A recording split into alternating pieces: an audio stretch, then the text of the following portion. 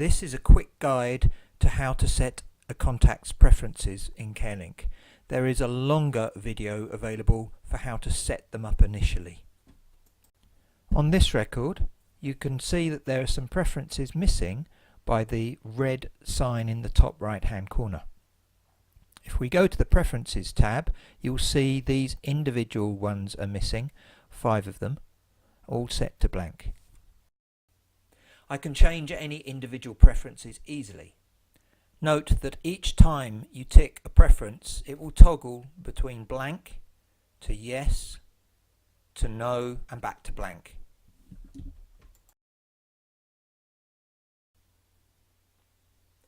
However, as you'll probably get all your questions answered from one contact in one go, assuming you have more than one question, it will be quicker to use the Update All feature at the bottom of the screen. Simply enter the answers that they gave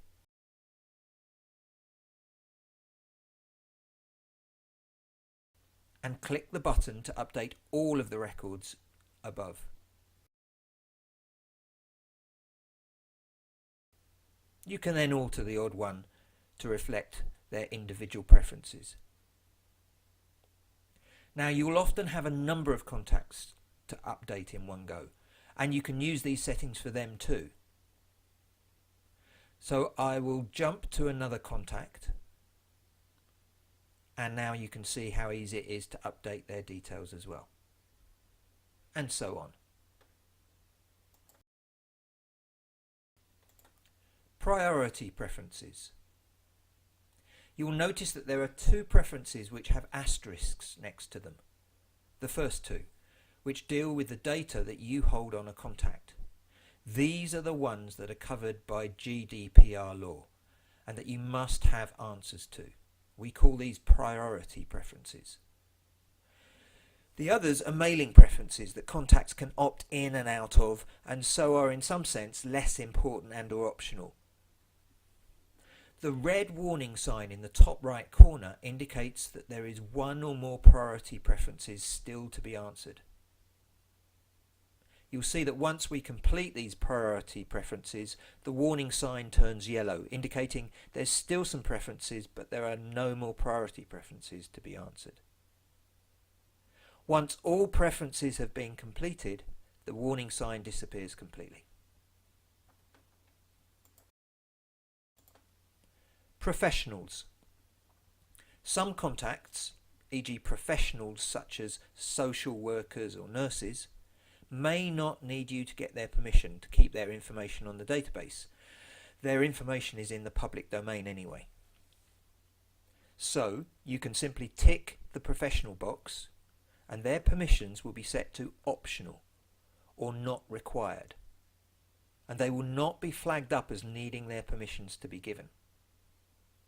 Although, as you can see, you can still opt them in or opt out of mailings.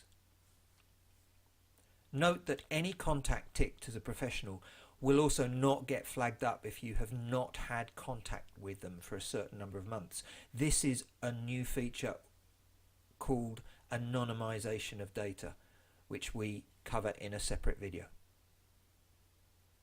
Also note that if someone is ticked as a professional but they are also on the database as a client or a volunteer, then their permissions revert to being required.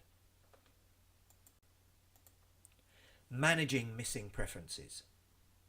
As well as the warning sign on each contact's header screen, the main menu shows the number of active contacts with missing GDPR preferences.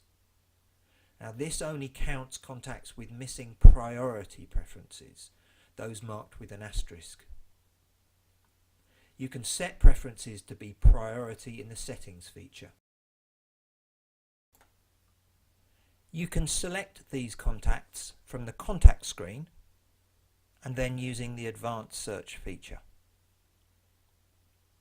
This also has the option for you to exclude any contacts that have been asked for their preferences in the last few weeks. And you can combine this selection with one or more record types, for example, just clients or just volunteers.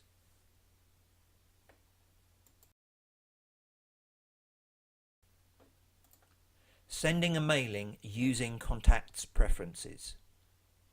When you send a mailing to a set of contacts, perhaps all volunteers, you're automatically required to choose a preference or permission to ensure that you only send that mailing to people who have actively opted into it. See the separate video for how to do a mailing.